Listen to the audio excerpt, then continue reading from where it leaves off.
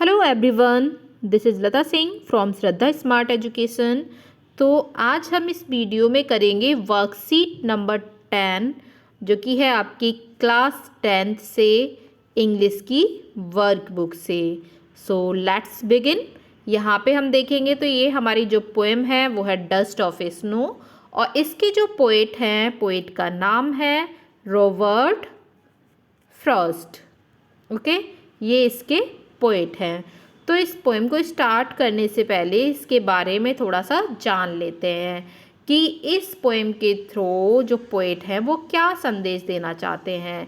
तो इस पोएम के थ्रू जो पोएट हैं वो संदेश देते हैं कि जीवन में कुछ भी छोटा नहीं है। यहाँ तक कि जो छोटी चीज़ें होती है ना, वो कभी कभी हमारे जीवन में बहुत सकारात्मक बदलाव ला सकती हैं। और यहाँ तक कि जो हम मतलब अपने जीवन में चीज़ों को नकारात्मक रूप से देखते हैं ना कभी कभी, तो उसमें भी सकारात्मक रूप छिपा होता है। तो स्थिति बेहतर के लिए बदल जाती हैं कभी कभी, ठीक है, बुरी चीज़ों से भी। यहाँ तक कि छोटी जो मदद होती है या फिर वो अच्छे इशारे जो हम दूसरों के लिए करते हैं वो बड़े अंतर लाते हैं हमारे जीवन में। जो पोएट हैं इसमें, ठीक है, वो स्पॉटलाइट करने की कोशिश करते हैं कि कभी कभी क्या होता है कि जो जीव हैं, ठीक है, वो जीवन के नकारात्मक पहलुओं से जुड़ते हैं और अक्सर परिवर्तन और खुशी ला देते हैं। तो चलिएगा करते हैं इसे स्टार्ट। द वे अक्रॉस सुक down on me the dust of snow from a hemlock tree. Means जो पोएट हैं वो किसी चीज़ से निराश हैं, ठीक है, तो वो क्या करते हैं कि एक हेमलॉक ट्री है उसके पास आके, मतलब उसके नीचे आके खड़े हो जाते हैं, और उसके ऊपर से एक क्रो जो बैठा होता है वो क्या करता है, थोड़ी सी उनके ऊपर डस्ट गिरा देता है स्नो की, ठीक है, सुक कर देता है। And has given my heart a change of mood, और इसी से उनका मूड बिल्कुल चेंज हो जाता है। जो उदास मूड में वो बैठे होते हैं ना, तो उनके अंदर थोड़ा सा चेंजिंग आ जाती है। And saved some part of a day I had rued, और उन्होंने अपने मतलब जो उनका दिन था, दिन का ना पार्ट जो था, उनका हिस्सा जो था, वो उसको उन्होंने बर्बाद होने से बचा लिया, ठीक है, ताकि वो अफसोस में बैठे हुए थे। अगर थोड़ी सी डस्ट उनके ऊपर नहीं गिरती तो वो उनका मूड चेंज नहीं होता। अब मैं इसका आपको सही मायने में अर्थ बता देती हूँ। जो रॉबर्ट फ्रॉस्ट हैं, ठीक है, रॉबर्ट फ्रॉस्ट जिन्होंने ये पोएम को लिखा है, ठीक है, तो वो डस्ट ऑफ स्नो के बारे में बताते हैं कि मतलब सर्दी का मौसम है और जो पोएट हैं वो किसी कारणवश दुखी होकर हेमलॉक जो पेड़ है ना उसके नीचे खड़े हैं, और उस पेड़ पर बहुत सारी बर्फ़ जमी हुई है, ठीक है। तो कभी लिखते हैं कि एक कौवा उड़ता हुआ आता है और हेमलॉक के पेड़ पर बैठ जाता है, और उसके बैठने से ही पेड़ की जो शाखाएं होती हैं ना, जो डालियां होती हैं, वो हिल जाती हैं, जिससे उस पर जमे हुए बर्फ़ के जो कुछ कण होते हैं ना, मतलब जो पोएट होता है उसके ऊपर गिर जाते हैं, जो हमारे कवि हैं इसमें रॉबर्ट फ्रॉस्ट। जैसे ही बर्फ़ के कण उन पे गिरते हैं तो उनकी जो मनोदशा होती है वो परिवर्तित हो जाती है, मतलब वो चेंज हो जाते हैं, थोड़ा सा उनका मूड चेंज हो जाता है। अर्थात जो पोएट हैं जो पहले से दुखी थे, अब बर्फ़ के कुछ कणों के गिरने से उनको आनंद का अनुभव होने लगता है। और जो पोएट हैं वो कहते हैं कि इस प्रकार मैं अपने एक दिन के कुछ हिस्से को दुखी रहने से बचा पाता हूँ। तो आई होप कि आपको ये समझ आ गई होगी अब अच्छे से। हमारा क्वेश्चन 1 है right the rhyme scheme and rhyming words, ठीक है। तो पहले आपको राइम स्कीम पता होनी चाहिए और उसके बाद आपको फिर राइमिंग वर्ड्स यहाँ पे देने हैं। तो राइम स्कीम कैसे होती है, कैसे पता करते हैं हम राइम स्कीम का। सबसे पहले ये देखिए, इसको हम बोलेंगे ए, ठीक है, और ये हो जाएगी बी। जब हम राइमिंग करेंगे तो क्रो स्नो, ठीक है, तो ये और ये ए हो गया, ठीक है। और यहाँ पे मी ट्री, तो यहाँ पे ये बी हो गया, ए बी, ठीक है। फिर ये जो है हमारी लाइन हर्ट, ये सी है, ठीक है, और हर्ट को हम पार्ट से मिलाएंगे, ओके, तो यहाँ पे ये सी हो जाएगी। जब ये मूड है तो ये डी है, और यहाँ पे मूड र्यूड ये डी, ठीक है। सेम प्रोनाउंसिएशन होने से हमारी राइमिंग स्कीम होती है, ओके। बाकी जो हमारे वर्ड्स होते हैं ना, जैसे अल्फ़ाबेटिक, उनसे कोई मतलब नहीं होता, ओके। तो ये हमारी राइमिंग स्कीम है, ए बी सी डी।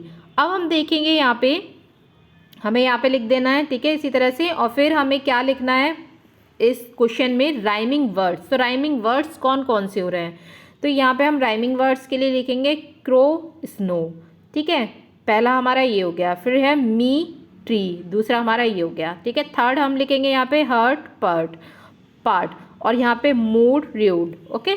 इस तरह से ये हमारे राइमिंग वर्ड हो गए। और आंसर मैंने यहाँ पे भी दे दिया है, आप देखेंगे तो the rhyme scheme is A B C D, okay. Rhyming words used in the poem, इस पोएम में जो राइमिंग वर्ड्स यूज हुए हैं डस्ट ऑफ स्नो में, तो वो हैं crow, snow, me, tree, hurt, part, mood, rude, okay.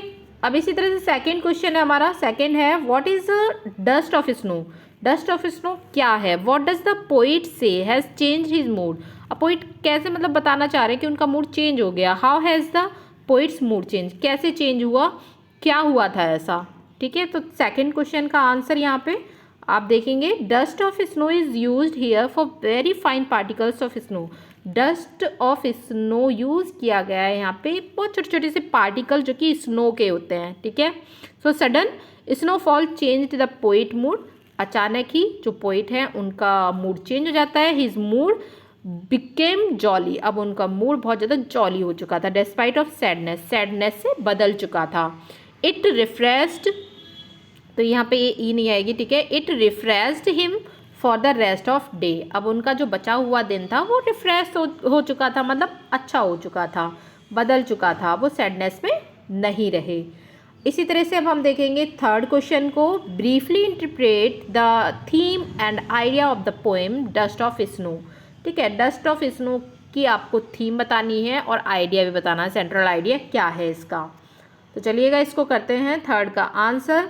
तो यहाँ पे आप देखेंगे the theme of the poem dust of snow. Dust of snow जो थीम है इस पोएम की is that even a small thing, कि जो छोटी चीज़ें होती हैं can bring drastic change in one's life, कि वो एक बड़े बड़े बदलाव को ला सकती हैं आपके जीवन में। जैसे कि जो हेमलॉक ट्री है वो पॉइजनस ट्री है, ठीक है, सब लोग मानते हैं कि ये बुरा होता है, ये है वो है, बट उन्होंने उस चीज़ में भी अच्छा ही दर्शाई है, ओके, कि ये नेचुरल थिंग है जो प्रकृति से मिलती है हमें, वो सारी चीज़ें ही अच्छी होती हैं, ऐसा कुछ नहीं है। ऐसे ही कौवा है यहाँ पे, जो क्रो है, वो भी एक तरह से डार्कनेस और बुराई को दर्शाता है, लेकिन यहाँ पे उन्होंने ये भी बताया है कवि ने, जो पोएट है, कि ऐसा कुछ भी नहीं है, कि जो प्रकृति में जो भी चीज़ें हैं वो सब अच्छी हैं। द सेंट्रल आइडिया क्या है अब इसका, central idea of the poem dust and snow written by Robert Frost, ये तो आपको पता ही है, that one may have the worst day और टाइम ऑफ हिज लाइफ, कि उनका जो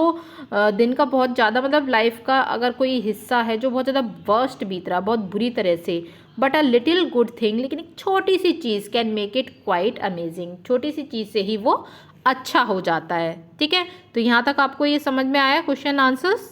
जो हमारे पोइट हैं रॉबर्ट फ्रॉस्ट, उन्होंने प्रकृति को आदर एवं सम्मान की दृष्टि से प्रस्तुत किया है इस पोएम में।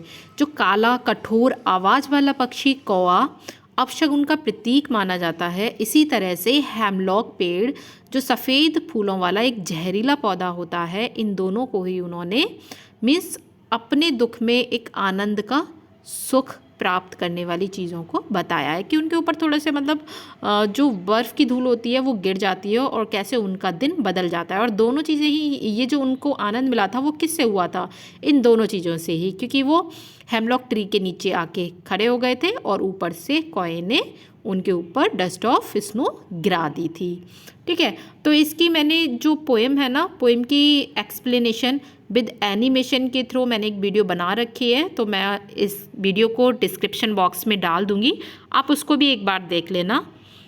So thanks for watching. अपने फ्रेंड्स को शेयर करो ज़्यादा से ज़्यादा, ठीक है। चैनल को सब्सक्राइब करो, कमेंट करो।